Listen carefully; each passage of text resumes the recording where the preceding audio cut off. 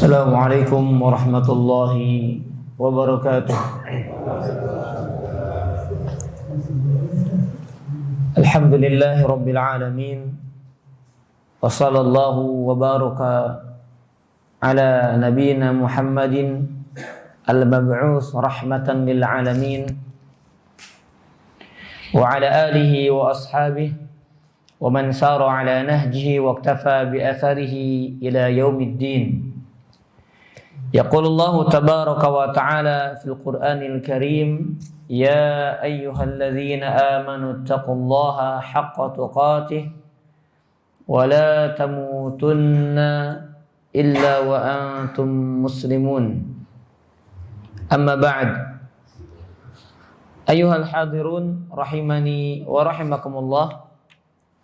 Alhamdulillah, puji dan syukur kita kepada Allah Subhanahu wa taala karena nikmat dan kebaikan-kebaikan yang telah Allah berikan kepada kita, dan juga berbagai macam petaka, bencana, dan keburukan-keburukan yang Allah hindarkan dari kita.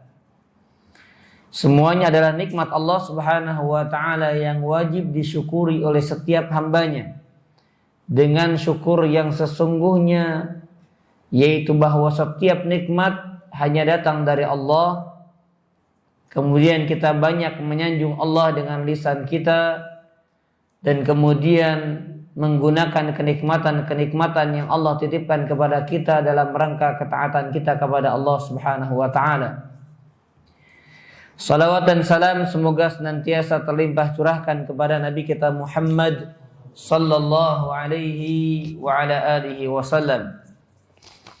Para hadirin rahimani wa rahimakumullah, kita melanjutkan pembahasan kajian dalam kitab Al-Arba'in An-Nawawiyah,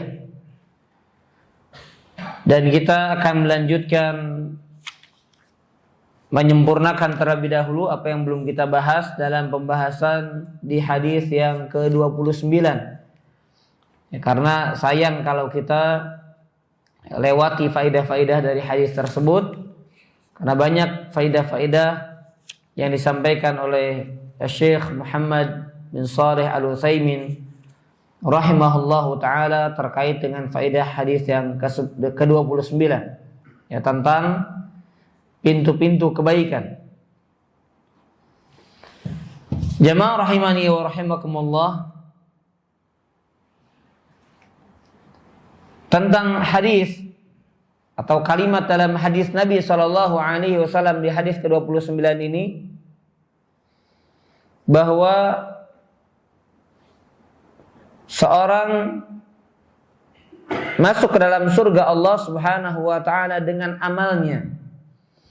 Seseorang dimasukkan ke dalam surga dengan sebab amalnya. Hadis ini tidak bertabrakan dengan hadis yang menyatakan bahwasanya seorang hamba tidaklah masuk surga karena amalnya. Di dalam satu hadis Rasul mengatakan seorang hamba masuk surga dengan amalnya. Namun dalam hadis lain Nabi SAW mengatakan la yudkhilu amalukum al-jannah. Amalan kalian tidak akan membuat kalian masuk ke dalam surga. Kalau kita lihat sekilas, ya bisa jadi hadis ini mustabihat atau mutasyabih, rancu, tapi rancunya bagi sebagian orang, tidak untuk sebagian yang lainnya. Maka para ulama mengatakan kalimat ba atau huruf ba, la yadkhulul jannah, la yadkhulu amalukum al-jannah, seorang tidak akan masuk surga dengan amalannya ya, maka kata para ulama, ketika kemudian Nabi SAW juga menyatakan wala ana, dan juga tidak pula dengan aku, melainkan Allah telah meliputiku dengan rahmatnya, Allah telah meliputiku dengan karunia-Nya. Maka kata para ulama bahwasannya ba, huruf ba dalam hadis tersebut itu menunjukkan as-sababiyah, Ya, sebab bukan menunjukkan aud. Aud itu ganti. Karena kalau amalan gantinya surga nggak sebanding. Ya, kenikmatan yang selama-lamanya amalnya cuma sementara, sedikit. Maka tidak sebanding. Ya, maka surga Allah Subhanahu wa taala dimasuki oleh para penghuninya dengan sebab amal, bukan balasan, bukan pengganti dari amal. Ya, karena kalau dari amal maka ya tidak sepadan, tidak sekufu, tidak sederajat, tidak sebanding. Baik, jamaah azanillahu wa iyyakum ajma'in. Maka dari itu Nabi SAW mengatakan, illa an yataghammadani Allah bi rahmatin wa fadl. Melainkan Allah telah meliputiku dengan rahmatnya dan keutamaannya. Nah, ini barulah sebab. Ini barulah sebab. Jadi seorang masuk ke dalam surga Allah Subhanahu wa taala dengan sebab rahmatnya. Karena rahmatnya. Ya. Kemudian juga karena keutamaan atau karunia yang Allah berikan kepadanya. Maka dari itu jamaah azanillahu yakum, selain daripada kita mengusahakan, memperbanyak, memperbaiki kualitas amal kita, jangan lupa juga untuk senantiasa banyak-banyak minta sama Allah berupa rahmatnya. Karena dengan rahmat itulah seorang masuk ke dalam surga Allah. Ya, udkhul al-jannah bi rahmati. Walaupun ada hadis ya tentang kisah orang yang kemudian dalam tanda kutip protes ya, dalam tanda kutip protes sama Allah ketika Allah mengatakan masuklah kamu ke dalam surga dengan rahmatku. Maka kata orang tersebut, adkhulul jannah, aku masuk surga dengan karena amalku, bukan karena rahmat.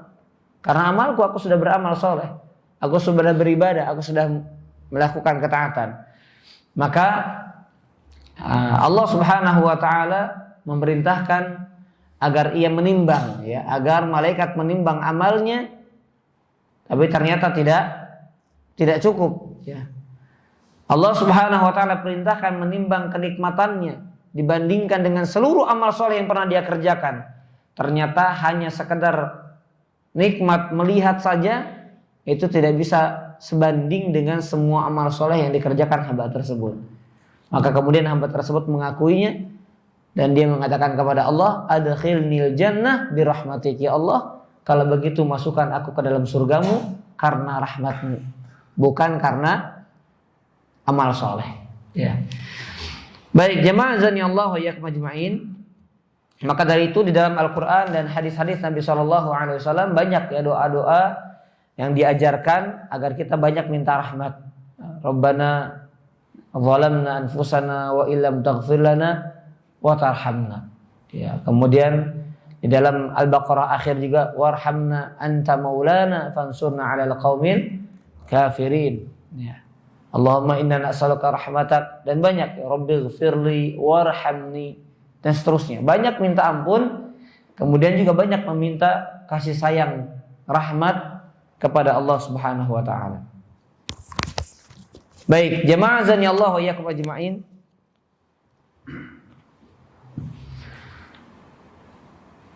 Kita sampaikan faidah-faidah yang terkandung di dalam hadis yang ke-29. Di antara faidah yang disampaikan oleh beliau, hendaknya seorang hamba senantiasa meminta kemudahan kepada Allah. Ya, senantiasa meminta kemudahan kepada Allah, baik dalam urusan duniawinya maupun dalam urusan akhiratnya atau agamanya. Kenapa? Karena barang siapa yang tidak meminta kemudahan kepada Allah, maka dia akan mendapatkan kesulitan-kesulitan dalam hidupnya. Barang siapa yang tidak meminta kemudahan kepada Allah, maka dia akan mendapatkan kesulitan-kesulitan dalam hidupnya. Betul atau tidak, Pak? Pak, jangan dikira menjalani kehidupan ini mudah, Pak. Mudah itu karena Allah berikan kemudahan. Kalau Allah tidak berikan kemudahan, sulit, Pak. Apapun sulit. Ya. Mau bergerak sulit, mau bernafas sulit. Lihat ada orang susah nafas Pak, betul nggak Pak? Mau buang hajat sulit Pak kalau Allah tidak berikan kemudahan. Nah, segala hal yang terjadi, yang kita kerjakan, yang kita amalkan, yang kita lakukan dengan mudah, itu karena Allah mudahkan. Kalau Allah tidak mudahkan, maka semuanya sulit. Semuanya Pak. Dikira kita menggerakkan jari jemari ini karena kemauan kita Pak. Mengedipkan mata yang mudah itu Pak, dikira karena keinginan kita. Ya, maksudnya atas pilihan kita, tanpa keikutsertaan atau tanpa takdir, tanpa ketetapan dari Allah, tanpa kemudahan dari Allah. Dikira ketika kita meraih keuntungan, meraih rizki, ya, dan seterusnya, dikira itu semuanya adalah atas jerih payah kita tanpa di dalamnya ketetapan Allah Subhanahu wa taala. Tidak. Semuanya karena Allah Subhanahu wa taala mudahkan atas kita. Bukannya ada sebuah doa ketika kita mendapatkan kesulitan, dan memang sebetulnya ketika dapat kesulitan atau ketika dalam perkara apapun, minta banyak kemudahan ya Allah mudahkan. Allahumma yassir. Allahumma yassir. Boleh doanya gitu. Singkat Pak ya. Allahumma yassir, ya Allah mudahkan, ya Allah mudahkan. Atau banyak berdoa kepada Allah dengan zikir, kata Nabi, aktsiru min qauli la haula wala quwata illa billah. Ya, perbanyak dari kalimat la haula wala quwata illa billah, karena memang yakin kita nggak bisa apa-apa kecuali ketika Allah tolong kita, berikan kekuatan dan berikan daya kepada kita. Kalau tidak demikian maka sulit semuanya. Nah, Nabi SAW mengajarkan satu doa kepada kita semuanya. Di antara doanya adalah Allahumma la sahla illa ma ja'altahu sahla wa anta taj'alul hazna idza syi'ta sahla. Ya Allah, tidak ada kemudahan kecuali jika Engkau jadikan itu mudah. Nah itu Pak, lihat hadisnya. Jelas. Ya Allah, tidak ada sesuatu yang mudah kecuali ketika Engkau berkehendak itu mudah. Dan Engkau menjadikan perkara yang sulit, perkara yang menyedihkan, kalau Engkau berkehendak menjadi mudah. Ya, makanya dalam hadis ini, dalam faedah yang kita bacakan tadi, bahwasanya di antara anjuran yang dianjurkan di dalam Islam adalah banyak memohon kepada Allah agar dimudahkan urusan-urusan agama dan urusan-urusan dunia. Bagi sebagian orang Pak, bangun di sepertiga malam, sejam, 2 jam sebelum subuh, mudah Pak bagi sebagian orang. Tapi bagi kebanyakan orang, mudah atau sulit Pak? Sulit. Bagi kebanyakan orang sulit. Wa qalilan ma yahja'un.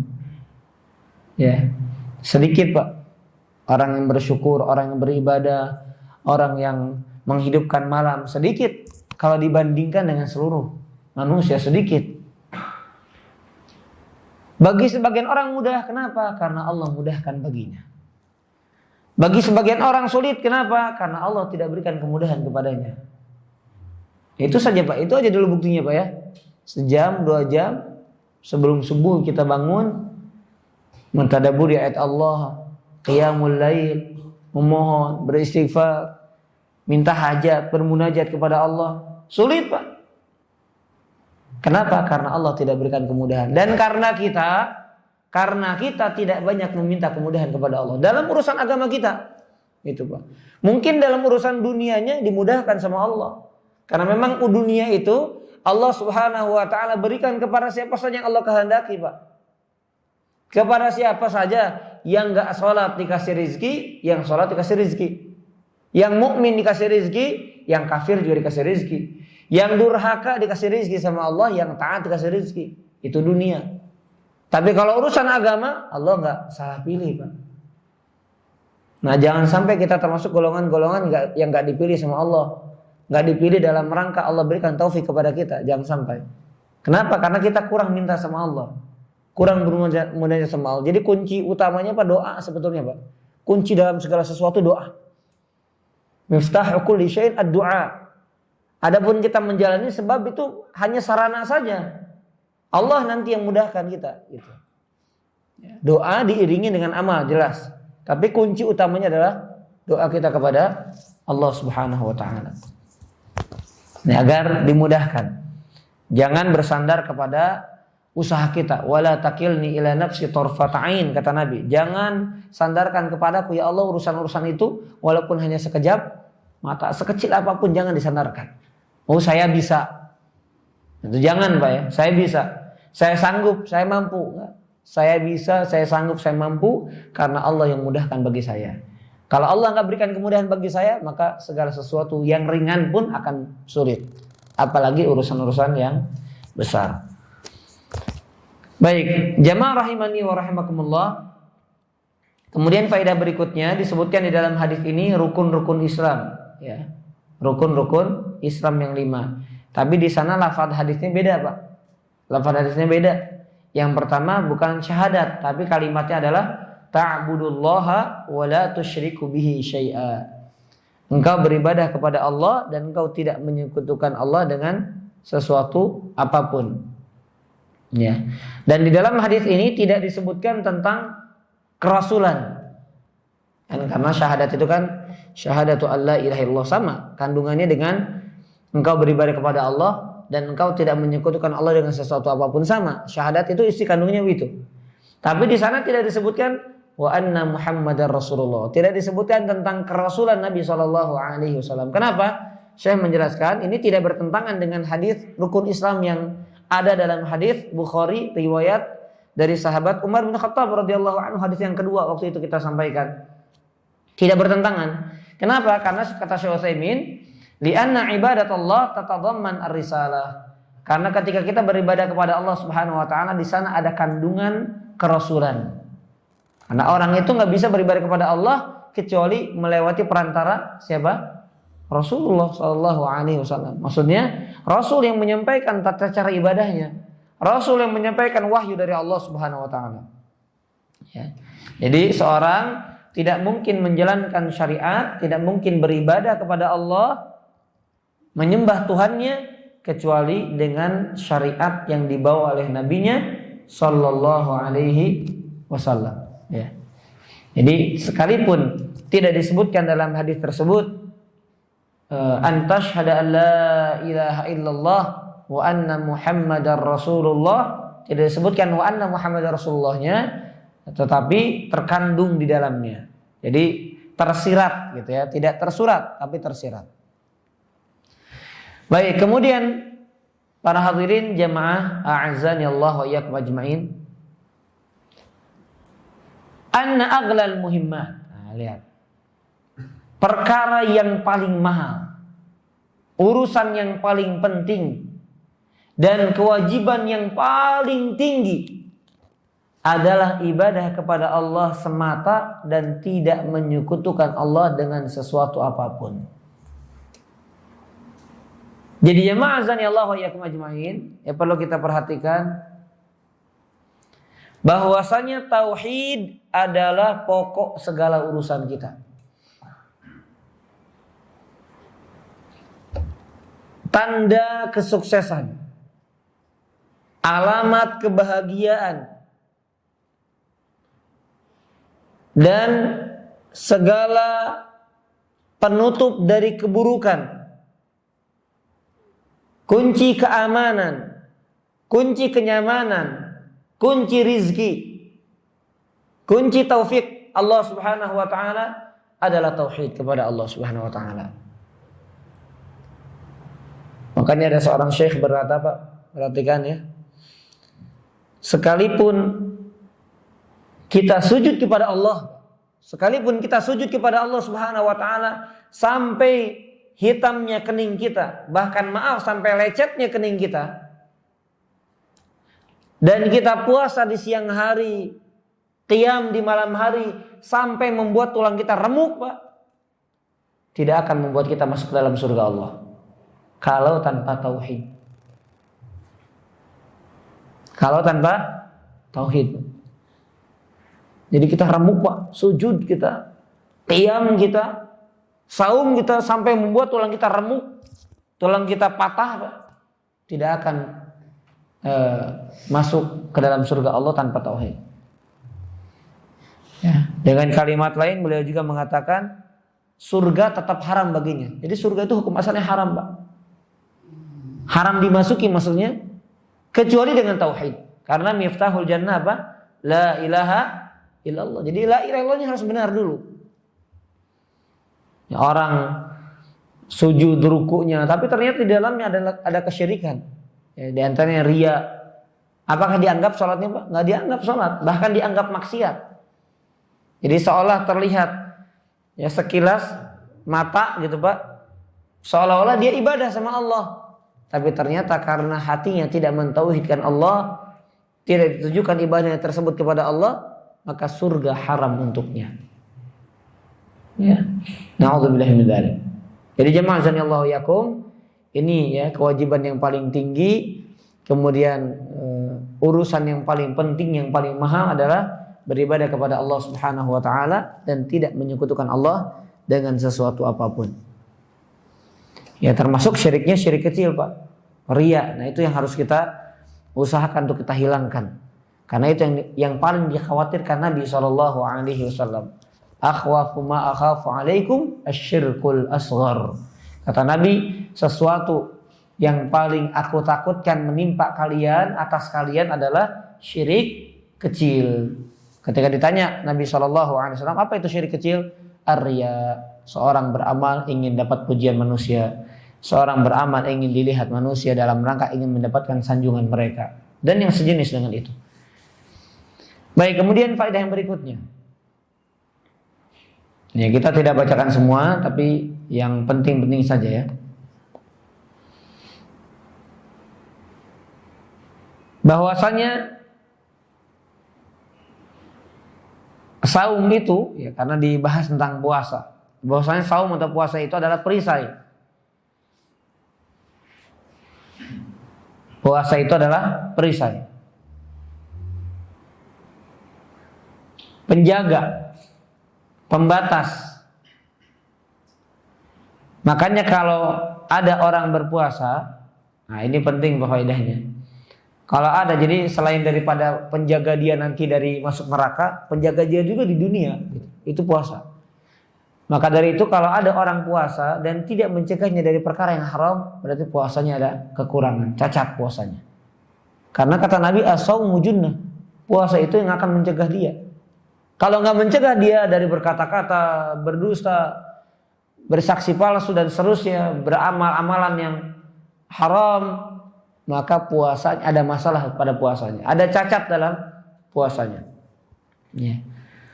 Walihada yahrum 'alal insan tanawul ma'asi fi halis shaum. Maka haram, ya, haramnya itu sangat ditegaskan. Ada penekanan dalam pengharamannya. Seseorang yang berpuasa, ya dalam kondisi puasa dia bermaksiat. Ya, maksudnya ketika nggak puasa juga nggak boleh maksiat. Tapi ketika puasa jauh lebih ditekankan pengharamannya. Karena kondisinya dia sedang berpuasa gitu, Pak. Harusnya mencegah dia dari perbuatan maksiat. Baik, jamaah azanillahu wa iyyakum ajma'in. Kemudian yang berikutnya tentang sedekah.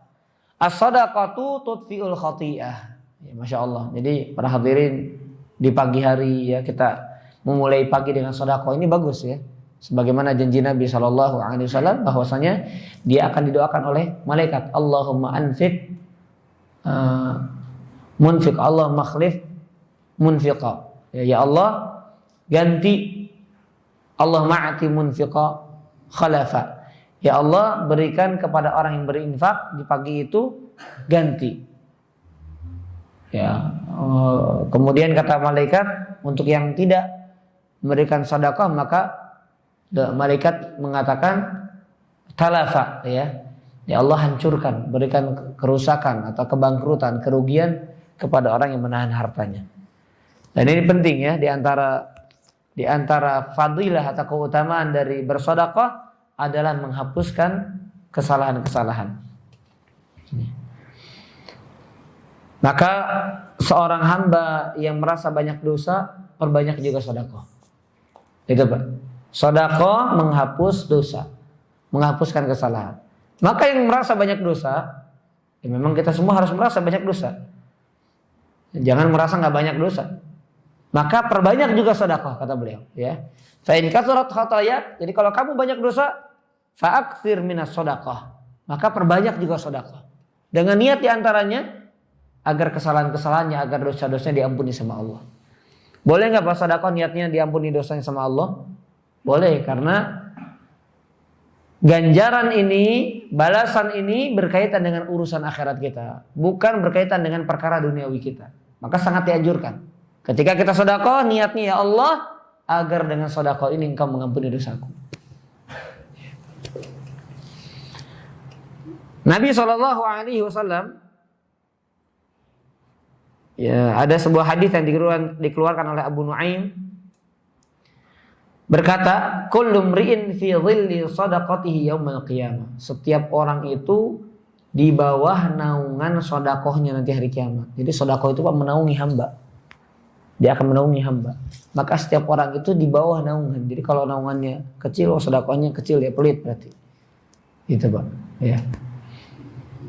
Dan memang Nabi juga mengatakan 7 golongan yang mendapatkan naungan dari Allah pada hari di mana tidak ada naungan kecuali naungan dari Allah. Di antaranya apa? Orang yang bersedekah, berinfak. Hatta la ta'lam shimaluhu ma yunfiqu yaminuhu atau ma tunfiqu yaminuhu. Sampai tangan kirinya itu enggak tahu apa yang diinfakkan oleh tangan kanannya. Nah, ini berkaitan juga dengan sedekah, berinfak di jalan Allah Subhanahu wa taala.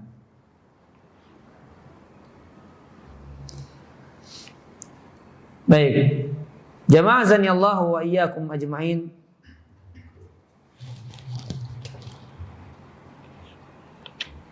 Yang berikutnya,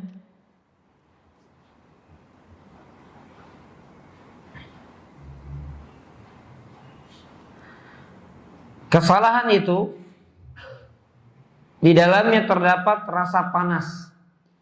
Ya, dosa itu di dalamnya ada rasa panas. Nih kalau bagi orang yang beriman, Pak, ya, orang yang beriman, orang yang masih ada kebaikan dalam hatinya, dia nggak nyaman, Pak. Sama kayak orang kegerahan, Pak, ada nggak nyaman dengan gerah? Nggak ada, Pak. Ya, ada rasa panas. Apalagi nanti di akhirat, jelas karena digantinya dengan neraka Allah Subhanahu wa taala. Nah, apa maksudnya kaitan faedah ini? Jamaah azanillahu yakum. Air di dalamnya ada rasa dingin. Tadi kesalahan di dalamnya ada rasa panas. Air di dalamnya ada rasa dingin. Maka dari itu Nabi SAW memberikan perumpamaan. Ya, memberikan perumpamaan dengan air yang akan menghapus api, yang akan memadamkan api. Dalam hadisnya saya bacakan lagi ya. Ya, Nabi SAW mengatakan, ya, dalam hadisnya perhatikan para hadirin, was-shadaqatu, dan sedekah tudfi'ul khati'ata, memadamkan kesalahan, menghilangkan, menghapuskan kesalahan. Kama yudfi'ul ma'u an-nar, sebagaimana air memadamkan api. Nah, jadi Nabi memberikan perumpamaan, memberikan tasbih bahwasanya yang memadamkan air adalah api. Betul, Pak? Yang memadamkan air adalah api. Kebalik, Pak. Kalau yang nyadar pasti baik. Yang memadamkan api adalah air. Nah, maka sedekah itu ibarat airnya. Kesalahan ibarat apinya. Karena kesalahan tadi mengandung panas. Air mengandung dingin. Maka yang panas ini dipadamkan dengan ma'azanillahu wa yakum ajma'in. Anjuran untuk melaksanakan salat malam. Nah, sebagaimana salat malam juga kata Nabi SAW, annaha tudfi'ul khataaya kama yudfi'ul ma'an nar. Sama ya seperti sedekah, bahwasanya salat malam itu menghapuskan kesalahan sebagaimana air memadamkan api. Ini salat malam.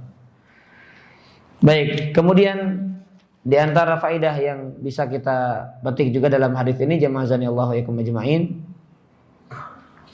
keutamaan orang-orang yang menjauhkan lambung-lambung mereka dari ranjangnya. Tatajafa junubuhum 'anil madaji', ya, dalam surat As-Sajdah.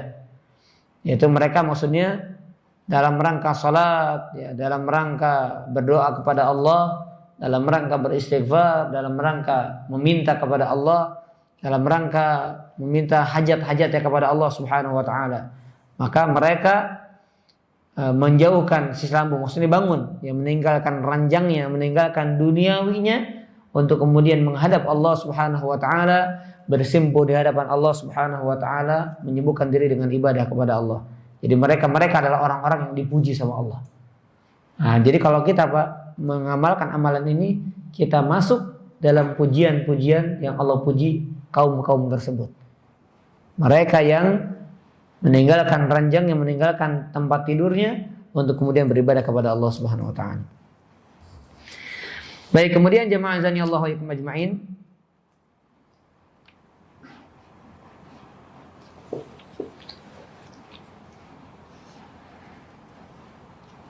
Bahwasanya semua urusan, baik itu urusan dunia dan akhirat, adalah Islam. Jadi maksudnya segala sesuatu itu Pak ada dan dijelaskan di dalam Islam. Nah, terlebih ditegaskan dengan ayat, kalau tidak salah dalam surat Maryam, ya.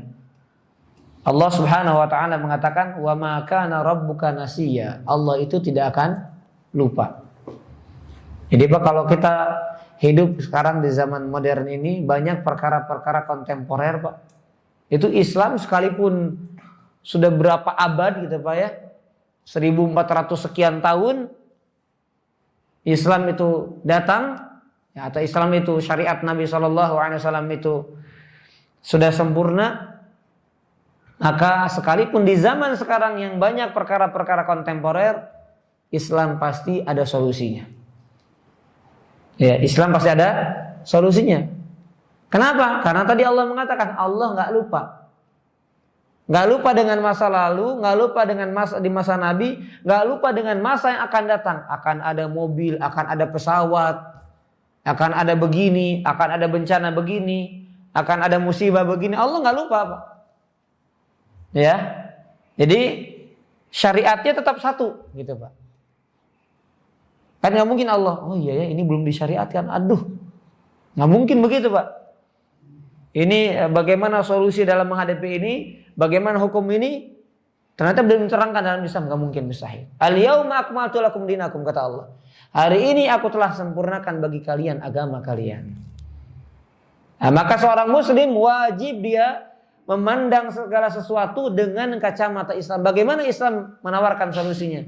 Bagaimana Islam memandangnya? Karena Pak, Ra'sul amri al-Islam, pokok semua urusan adalah Islam. Maka salah Pak orang yang dia beralih, dia berbelok, ya misalnya dia pakai kaidah-kaidah orang barat dalam mendidik, dalam mencari solusi, sedangkan Islam sudah menawarkan segala sesuatunya. Kecuali misalnya dalam perkara-perkara yang memang dibolehkan dalam Islam, ya kita belajar dari orang di luar Islam dalam perkara-perkara yang dibolehkan, ya tidak masalah. Tapi sesungguhnya Islam menawarkan segala sesuatunya. Islam adalah solusi dalam segala hal, ya, karena Allah Subhanahu wa taala tidak pernah lupa. Ya, seperti misalnya hukum fikih juga demikian Pak. Ya, Allah Subhanahu wa taala tidak lupa bahwasanya akan ada payung, akan ada mobil, ya, akan ada yang menahan dirinya untuk tidak kebasahan, tapi tetap ya, berlaku syariat sallu fi rihalikum, salatlah di rumah-rumah kalian. Tetap dianjurkan, walaupun ya, zaman dulu memang pelepah kurma yang dikumpulkan untuk jadi atapnya gitu ya, nggak kayak sekarang udah nyaman. Tapi tetap anjuran disunahkan untuk salat di rumah, ya anjurannya bukan berarti terlarang untuk ke masjid. Itu tetap berlaku, ya, karena Allah nggak lupa akan ada payung, akan ada yang menaungi, yang menjaganya dari basah. Allah nggak lupa dengan itu semuanya. Demikian pula dengan safar misalnya, safar dengan mobil, ada kereta cepat. Ya sekarang kereta cepat Mekah Madinah cuma 2 jam, 2 jam setengah. Kalau naik bis kan 4-5 jam, 6 jam, gitu Pak ya. Maka sekalipun 2 jam, misalnya kita berangkat 2 jam, ya tetap berlaku jama' dan qashar. Sekalipun cepat gitu Pak ya. Ke Bandung misalnya, nanti ada kereta cepat ya Pak ya, Jakarta Bandung Pak ya. Berapa katanya harganya Pak? Berapa? 150? Nggak, kereta cepat. Oh, rencananya segitu. Oh, katanya 130. Oh, murah Pak ya. Lebih murah daripada ini Pak, apa namanya? Bis ya. Oh, bisnya 95.000 kalau nggak salah. Ya itu paling sejam Pak ya, atau berapa menit itu? 45 menit mungkin ya, sejam lah. Tapi tetap berlaku qashar. Ya berlaku jama', tetap safar. Allah nggak lupa. Nanti di zaman Pak Jokowi akan ada kereta cepat, Allah nggak lupa. Ya, jadi tetap berlaku begitu. Jadi semua Pak kita pandang dengan kacamata Islam. Jangan kita kemudian beralih kepada ajaran-ajaran yang lain karena Islam sudah sempurna. Baik, jamaah azani Allah wa iyyakum ajmain. Baik itu dalam urusan dunia dan Islam dan ini Pak ya, agama. Urusan dunia dan agama Islam memberikan solusinya. Kemudian jamaah azani Allah wa iyyakum ajmain, beberapa faedah yang diulang kami kita bacakan.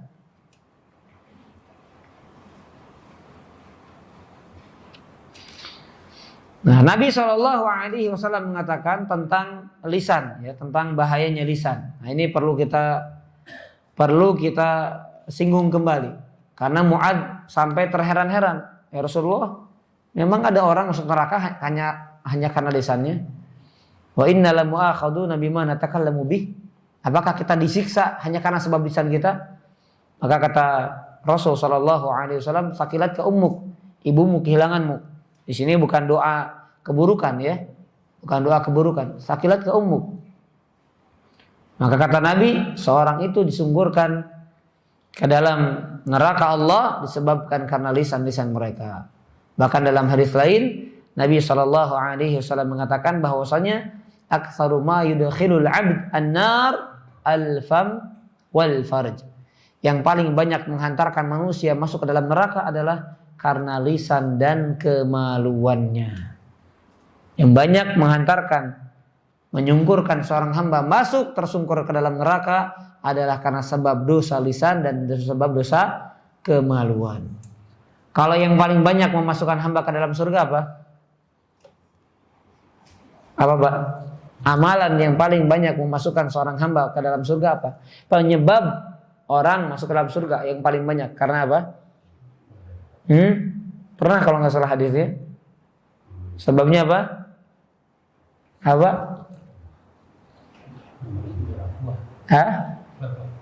Berbakti kepada orang tua. Apa Pak? Hadis Nabi ya, bukan hadis orang kita. Wong gitu. Kata Nabi SAW, aktsaru ma yudkhilul jannah taqwallah wa husnul khuluq. Bertakwa kepada Allah dan akhlak yang baik. Jadi ada yang paling banyak, pokok utama yang paling banyak masukkan ke dalam surga, ada pokok utama yang paling banyak masukkan ke dalam neraka. Ya. Takwa kepada Allah dan akhlak yang baik. Ada neraka, lisan dan kemaluan. Baik, jamaah azani Allah wa iyyakum ajmain.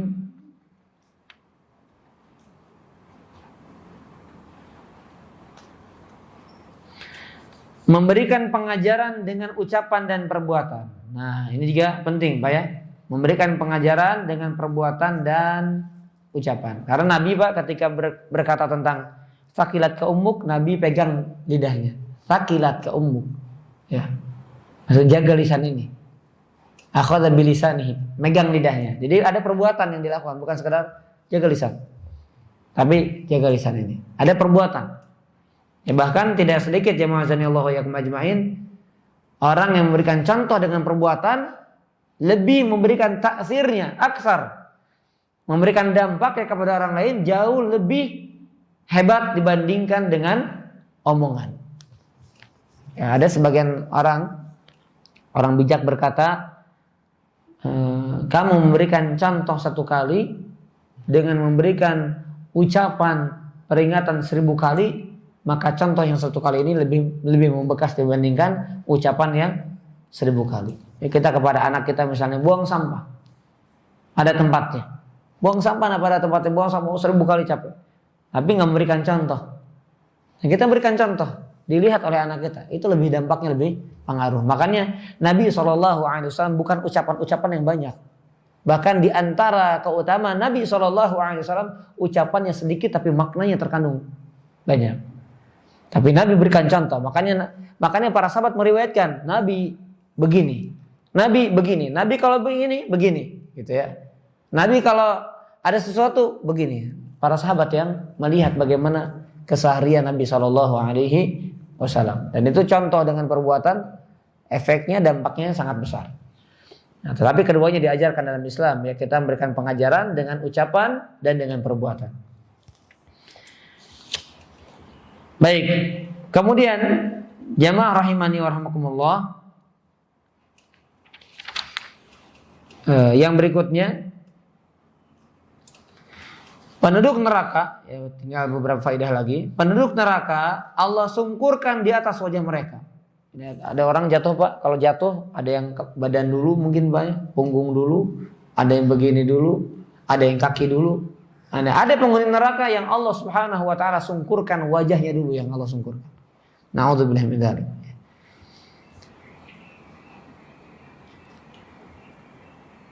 Sebagaimana Allah mengatakan di dalam surat Az-Zumar 34, afamay yattaqi buyajhi su'al adab. Nah, tidakkah mereka menjaga wajahnya dari keburuknya azab? Biasanya orang menjaga azab itu, juga kalau orang disiksa kan nggak begini Pak ya, tapi nahan pakai tangan begini, nggak sengaja dengan wajahnya biasanya ya. Tetapi penduduk neraka, kata Syekh Utsaimin, ajarnallah minha, semoga Allah Subhanahu wa taala menjaga kita semuanya. Mereka nggak bisa mereka ketika ada neraka gitu ditahan pakai tangan, nggak bisa mereka, yang nggak akan mampu. Maka talfah wujuhum nar, maka wajah mereka karena tangan yang nggak bisa menahan, wajah mereka yang terbakar, ya, wajah mereka terbakar. Yattaqi biwajhi su'al adzab, mereka menjaga, menghindari buruknya adab dengan wajahnya, bukan dengan tangannya.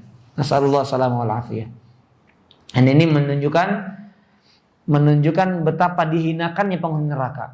Karena sesuatu yang paling terhormat dalam fisik manusia apa Pak? Wajah, kepala. Itu sisi yang paling terhormat. Orang nggak suka Pak dipegang kepalanya, kalau di adat kita utamanya ya, atau wajahnya nggak suka Pak. Beda dengan ke tangan. Oh, marahnya lebih besar.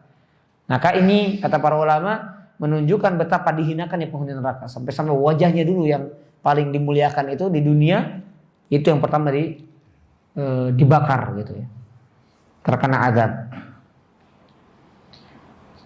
Baik, ini mungkin jamaah azanillahu yakum dalam faedah hadis yang ke-29. Kita bacakan hadis yang ke-30.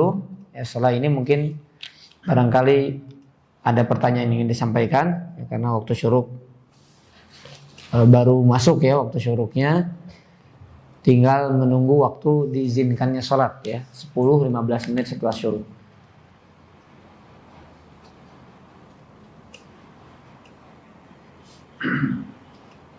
Baik, jamaah zanillahu yakum ajma'in. Hadis yang ke-30 dari Abi Tha'labah Al-Khushani Jurthum bin Nashir radhiyallahu anhu an Rasulillah sallallahu alaihi wasallam qala innallaha farada fara'id fala tudayyi'uha wa hadda hududan fala ta'taduha wa harrama asya'a fala tantahikuha wa saka'an asya'a rahmatan lakum ghaira nisyan fala tabhathu anha. Masyaallah. Hadis hasan rawahu Daruqutni wa ghairuh. Kata Nabi sallallahu alaihi wasallam, sesungguhnya Allah mewajibkan amalan-amalan yang apa? yang wajib. Ya, jadi ada kewajiban-kewajiban yang Allah wajibkan. Fala tudayyi'uha, maka jangan diabaikan. Jangan disepelekan. Tadhi'. Ya. Wa hadda hududan fala ta'taduha, memberikan batasan-batasan. Ada hudud, had, batasan. Maka jangan dilampaui. Jadi kalau ada batas, Pak, ya kita punya batas tanah, Pak. Batas pagar orang, jangan dilewatin. Itu udah batasnya punya orang. Wa harrama asya, dan mengharamkan banyak perkara. Ya, banyak sesuatu, asya, jama dari syai'un. Fala tantahikuha, maka yang haram jangan dilanggar. Nah, ini yang penting, Pak. Ini penting juga. Itu semuanya kan lafaz hadis yang sudah umum, ya. Yang wajib jangan diabaikan, yang haram jangan dilanggar, batasan Allah jangan dilewati. Ya, batasan Allah jangan dilampaui. Dan Allah, kata Rasulullah SAW, diam dari banyak perkara sebagai bentuk rahmat untuk kalian, kasih sayang dari Allah. Jadi ada hal yang nggak disampaikan. Apa kata Rasulullah SAW? Ya, di mana Allah ini bukan karena lupa, bukan karena lupa menyampaikan, bukan, tapi karena bentuk kasih sayang. Makanya apa kata Nabi? Fala tabahatsu anha, jangan dicari-cari. Ya, jadi yang nggak ada jangan dicari-cari, sudah jalankan yang sudah disyariatkan saja. Ya, jalankan yang sudah disyariatkan saja. Demikian pula Nabi SAW. Sedikit gambaran, Pak. Demikian pula Nabi, Pak, di antaranya seringkali memilih sesuatu yang ringan, sesuatu yang lebih mudah sebagai bentuk rahmatnya kepada umatnya. Padahal Nabi mampu nggak, Pak? Mampu, tapi kasihan sama umatnya. Siwak di antaranya, ya Pak ya, bersiwak setiap kali hendak sholat dan hendak wudu. Seandainya tidak memberatkan umatku, maka akan diwajibkan. Ketika sholat tarawih, Nabi kemudian hanya beberapa hari saja, kemudian di rumahnya. Khawatir nanti kalau terbiasa Allah wajibkan, ya sudah wajib saja, gitu Pak. Wajib tarawih bersama berjamaah, berat. Ya, kalau bagi kita memang nikmat, tapi bagi sebagian orang lihat, terbukti ya makin maju safnya kan begitu. Ada kemajuan terus, Pak. Setiap tahun begitu terulang. Ya karena berat. Alhamdulillah sunnah itu. Alhamdulillah sunnah. Coba kalau wajib, makin banyak orang meninggalkan kewajiban. Ya. Dan dalam banyak hal, ya, dan dalam banyak hal. Baik, jemaah azanillahu alaikum. Ini mungkin perlu penjelasan yang cukup panjang juga. Nah, di sini banyak juga penjelasan dari Syekh. Insyaallah nanti kita jelaskan pembahasan ini dalam pertemuan yang akan datang insyaallah. Wallahu a'lam bishawab. Ya, barangkali ada pertanyaan, ada masukan, kami persilahkan. Kalau tidak ada nanti bisa kita lanjutkan ya. Tapi kalau ada pertanyaan kami persilahkan terlebih dahulu untuk pertanyaan. Wallahu a'lam bishawab. Baik, silakan Mbak. Ya, silakan Mbak. Waalaikumsalam warahmatullahi wabarakatuh. Kaitannya tadi yang dikatakan tentang syirik kecil di dalam salat.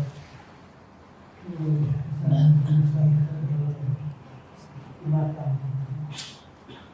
pertanyaan saya itu untuk menilai syirik kecil apakah kita sendiri Allah atau yang melihat atau kita yang atau orang lain yang melihat dia itu Syirik gitu. syirik atau sombong di dalam salat. Baik. Syirik kecil itu dijelaskan langsung sama Nabi. Apa kategori syirik kecil? Contohnya dalam salatnya ya. An yusalliyar rajul, kata Nabi. Dia an yaqumar rajul fayusalli, dia berdiri untuk menegakkan salat. Kemudian dia sadar, fara'a rajulan, dia sadar ada orang lain. Fayuzayyin salatahu, kemudian dia perindah salatnya karena manusia. Nah, itu kata Nabi, itu syirik kecil. Ya, jadi Nabi memberikan gambaran tentang syirik kecil. Orang melakukan ibadahnya tadi karena Allah. Jadi bisa di awal, bisa di tengah, bisa di akhir juga gitu Pak. Dia sholat atau dia melakukan amalan-amalan yang tadinya karena Allah, kemudian dia karena ingin disanjung oleh manusia, karena ingin dipuji manusia. Nah, ini syirik kecil disebutnya. Ya, berubah niatannya. Sebetulnya ibadahnya karena Allah, tapi sudah tersusupi dengan sanjungan manusia, yang dilihat manusia, maka kemudian berubah, sholatnya jadi diperindah. Yang tadi cepat-cepat jadi lambat, bacaan jadi bagus. Nah, itu diantaranya. Ya. Nah, jadi kita bisa tahu ketika timbul perasaan itu, nah itulah syirik kecil. Kita bisa memandang itu. Karena Nabi menjelaskan itulah kategori dari syirik kecil. Kalau syirik besar jelas, orang misalnya menyembah berhala, meminta kepada selain Allah, itu pun kategorinya sudah dijelaskan.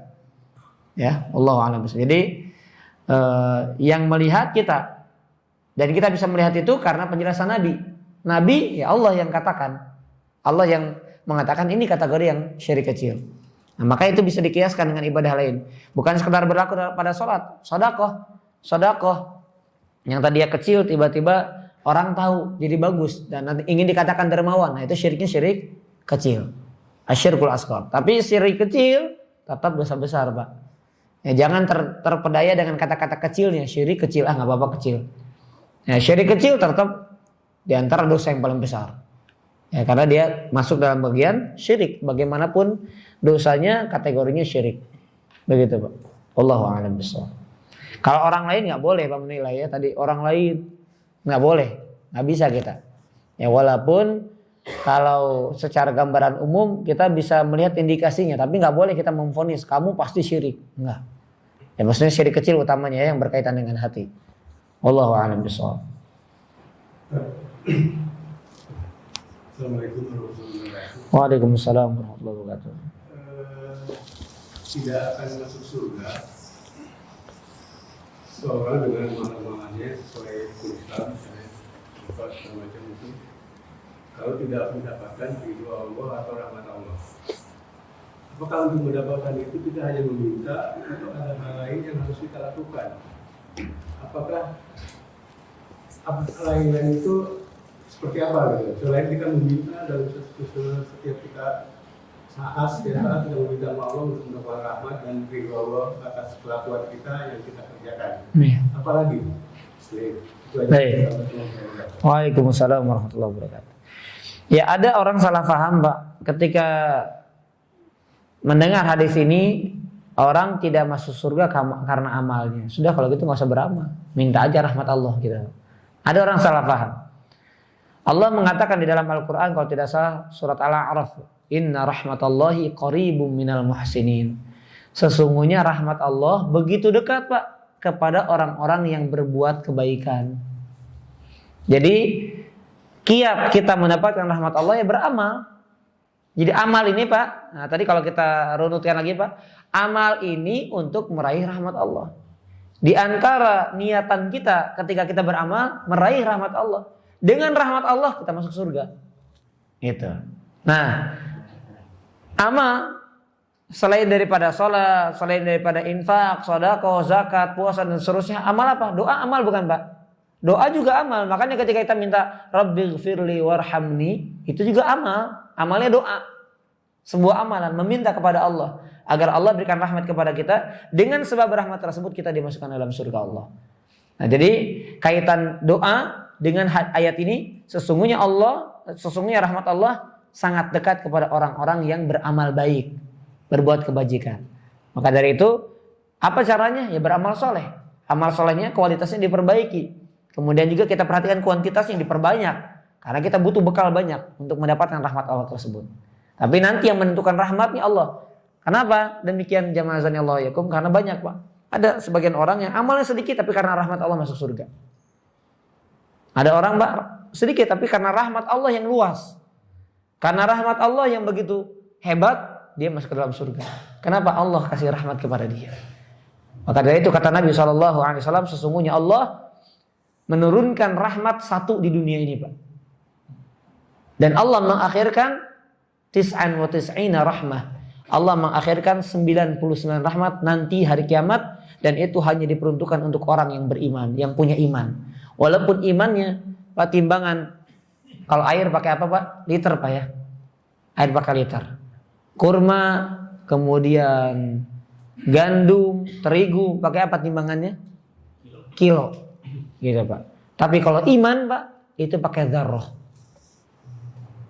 Makanya dalam Al-Quran apa? Mithqala dzarrah. Jadi sekecil apapun ada iman, itu akan membuat Allah merahmatinya dan pasti Pak dijamin pasti akan masuk surga. Nah, tapi naudzubillah min dzalik, ada yang masuk neraka dulu. Ada yang terakhir masuk surganya. Nah, itu. Tapi pasti Pak, orang yang beriman dijamin pasti masuk ke dalam surga Allah. Hanya ada yang cepat, ada yang lambat, ada yang terakhir dan seterusnya. Ya, jadi amal soleh dan doa. Amal soleh sebagai bentuk usaha dia untuk meraih rahmat Allah Subhanahu wa taala. Wallahu a'lam bishawab. Jadi artinya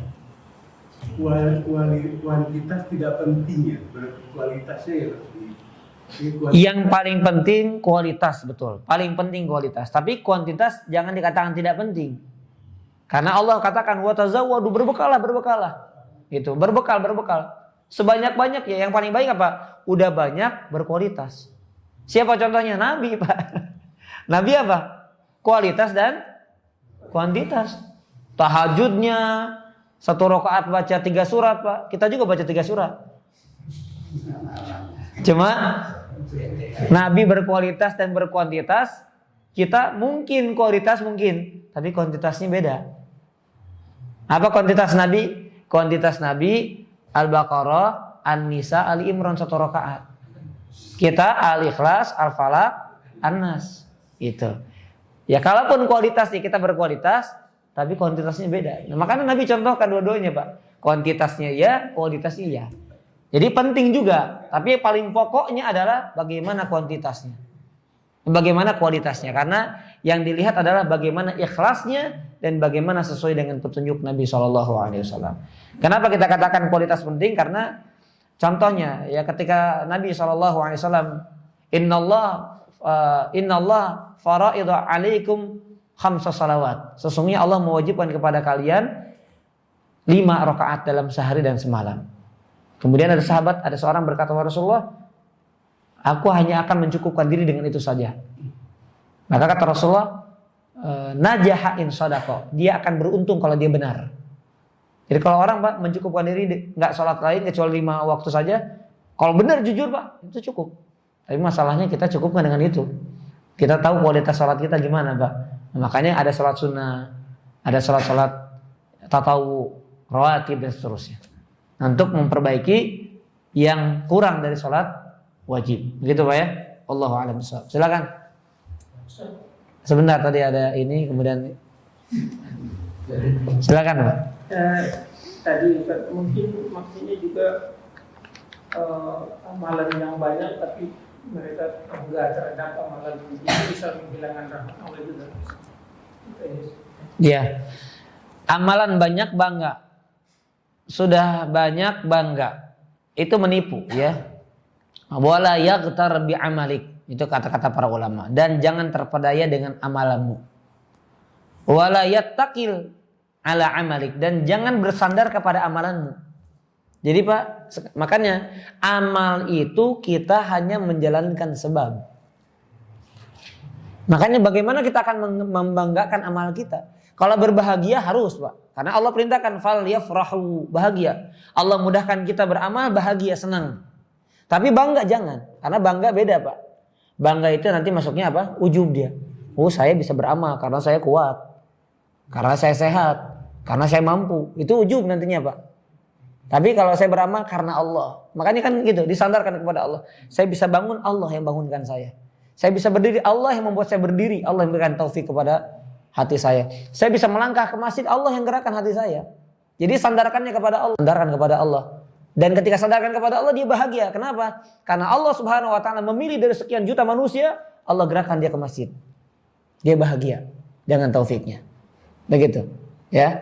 Dan ujub menghapuskan amal juga, merusak amal. Dan bahaya untuk amalan kita. Wallahu a'lam bishawab. Ya, silakan. Mungkin yang mulia pertanyaan tadi misalkan saya sholat, kemudian tiba-tiba di awal ikhlasnya, kemudian pas dengan sholat tadi dipengaruhi nafsu atau dengan setan, tiba-tiba dia. Nah itu apakah niatnya tadi atau amalan hapus semua kemudian tiba-tiba pada saat setelah itu sadar kembali, ini saya ria nih, saya mau kembali lagi mau ikhlas lagi, apakah itu dia mengkafar atau bisa mengembalikan niat yang belok tadi yang Ustaz? Iya. Wallahu a'lam bishawab. Itu dijelaskan rinciannya oleh para ulama. Syekh Utsaimin punya penjelasan tentang itu. Ya, jadi kalau ar-riya tori, kalau riyanya muncul ketika sebelumnya dia ikhlas, kemudian dia mengusahakan untuk menghilangkan, dia sadar, waduh, kok jadi bagus gitu ya. Dia sadar, Pak. Kemudian dia lawan, maka riyanya tidak berdampak kepada ibadahnya. Nggak dianggap. Kenapa? Karena ada perlawanan untuk menghilangkan itu. Tapi kalau riyanya dari awal udah nggak diterima sholatnya, mendingan diulang aja, Pak. Jadi kenapa dia sholat? Ada orang sholat Allah, Pak. Mending diulang aja sholatnya, Pak. Karena sudah dari awal dibangun di atas riya, nggak pengaruh, nggak manfaat. Nah kemudian kalau orang tadi sudah ikhlas kemudian muncul riya, dia dia nikmati riyanya, kan nikmat itu Pak, riya itu Pak ya. Paham maksudnya nikmat? Ya, maksudnya orang yang riya, dia senang kan nanti disanjung, nanti itu ada kenikmatan duniawinya Pak ya, ada kenikmatan. Dan itu tidak dilawan, maka rusak, semuanya rusak. Sekalipun awalnya adalah ikhlas, gitu ya. Nah kalau misalnya berubah belum selesai, maka bisa rusak. Tapi tidak semuanya, tidak semuanya, melainkan cacat ibadahnya karena ada disisipi dengan riya. Nah, jadi ada ada penjelasan rinciannya. Nah, yang paling parah tadi ya, orang yang dari sejak awalnya dibangun di atas riya tadi. Maka kewajiban kita ketika riya itu muncul, jangan kemudian kita sudahlah riya, udah berhenti aja lah daripada riya. Enggak, dilawan riyanya. Karena ketika kita meninggalkan ibadah itu karena manusia, itu pun dosa juga Pak. Jadi orang itu nggak beramal. Misalnya dia tadi mau beramal, takut dilihat manusia, sudah nggak beramal aja. Nggak salah itu Pak. Sikapnya adalah dia tetap beramal dan dia memperjuangkan amalan ini semata karena Allah, bukan karena yang lainnya. Itu kewajibannya. Dan itu sikapnya. Kalau itu jatuh pada imam, Bagaimana Pak? jatuh terjadi pada imam. Terjadi pada imam. Dia merasa dia. Sehingga bacaannya jadi sakau gitu. Atau dia bikin panjang-panjang, dia kata dia. Atau dia ingin mengindah-indahkan, dia merasa dia lawan. Ini akhirnya kan menjadi kacau gitu. Gimana itu? Ya, Allahu a'lam ya. Ya. Tapi saya lihat imam ya, kita kan nggak tahu Pak ya, nggak bisa vonis orang ya. Dan ketika kacau pun kita nggak bisa, oh ini berarti lagi memperjuangkan menghilangkan riya. Ya nggak bisa juga gitu Pak. Kalau mungkin Bapak yang jadi imam pernah punya perasaan itu jadi kacau, ya sudah. Misalnya Bapak mencukupkan diri karena kan kacau bacaannya. Bapak perjuangkan dan mencukupkan diri dengan bacaan, kan kita boleh. Misalnya tadi mau panjang, kemudian jadi setengah, kemudian langsung ruku, nggak masalah, ya. Yang penting tadi betul, Bapak memperjuangkan, riyanya dihilangkan. Nah, kalau kacau ya jangan dilanjutkan, kan udah kacau, sudah langsung ruku saja Pak, gitu. Iya. Terkadang gitu. Jadi kita berjuang untuk supaya ingat. Lupa lagi ingat. Jadi karena ini supaya jangan kita daripada di situ mungkin ada unsurnya. Ada unsurnya ya. Jadi bisa banyak kemungkinan Pak. Bisa memang karena lupa bacaannya, bisa karena riya gitu ya. Tapi kalau imam lain jangan dianggap jadi riya gitu Pak ya.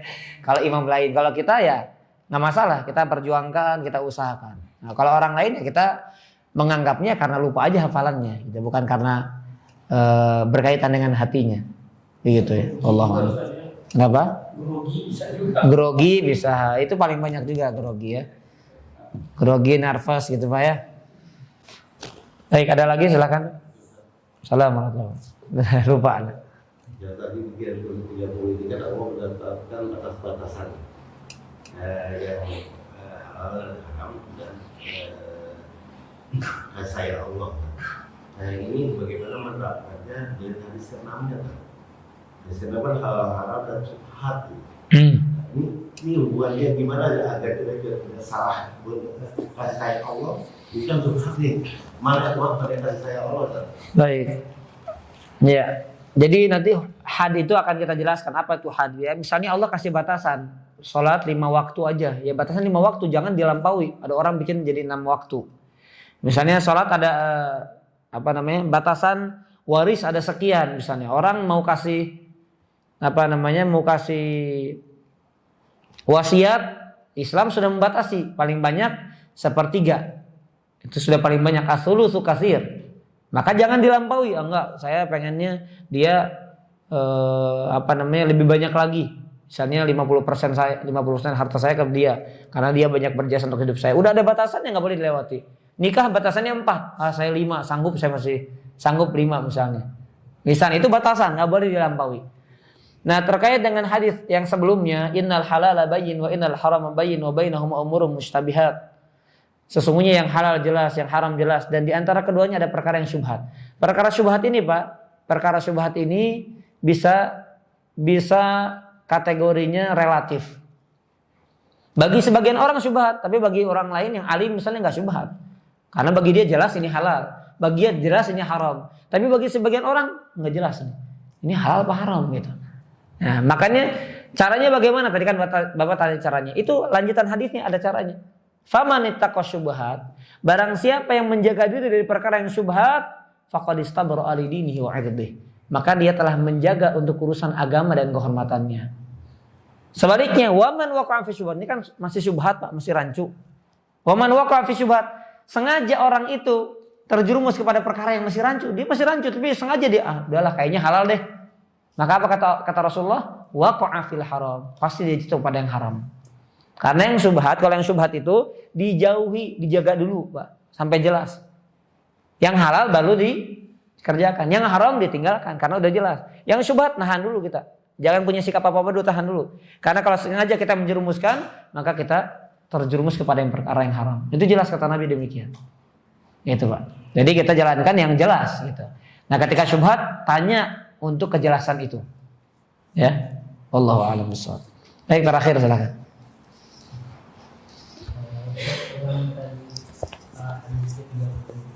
Yang pas bagian akhirnya kan ada kosakata Kosakataan asya.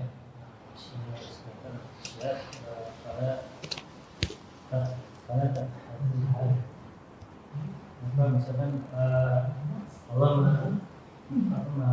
menjauhkan beberapa hal yang cari-cari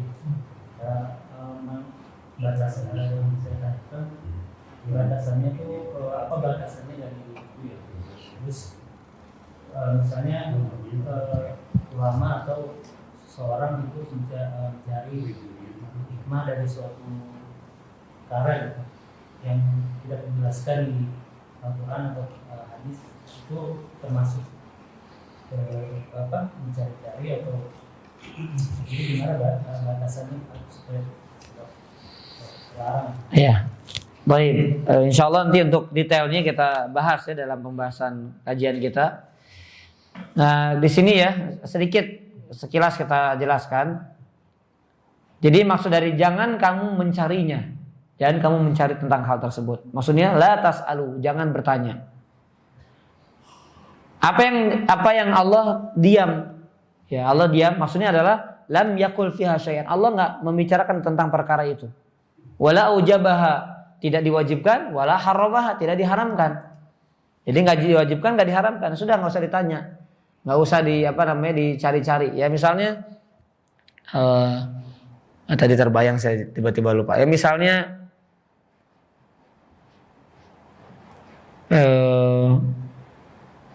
ketika Allah yang bukan wajib ya, bukan wajib, bukan haram.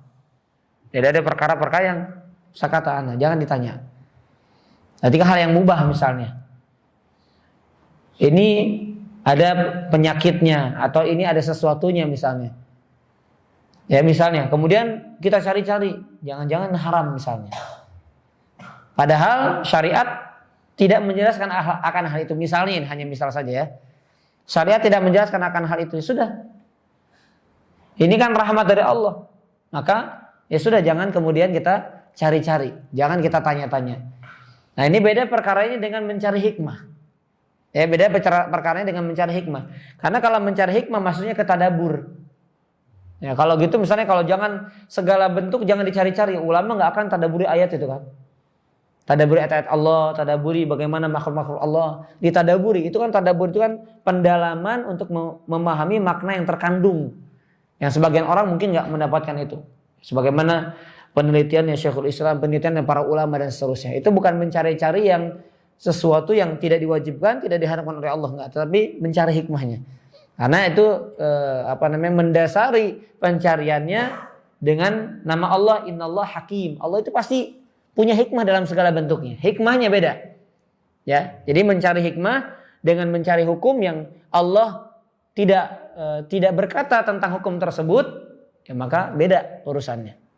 Ya, insyaallah nanti untuk rinciannya di pembahasan yang akan datang insyaallah ya. Karena di sini ada rincian-rincian yang dijelaskan oleh Syekh Utsaimin rahimahullahu taala. Ya, tapi kalimat tadi yang tidak diharamkan, yang tidak diwajibkan gitu. Itu batasannya. Yang tidak diharamkan, yang tidak diwajibkan. Nah, kalau kita nggak tahu beda. Ya, kalau kita awam kan nggak tahu.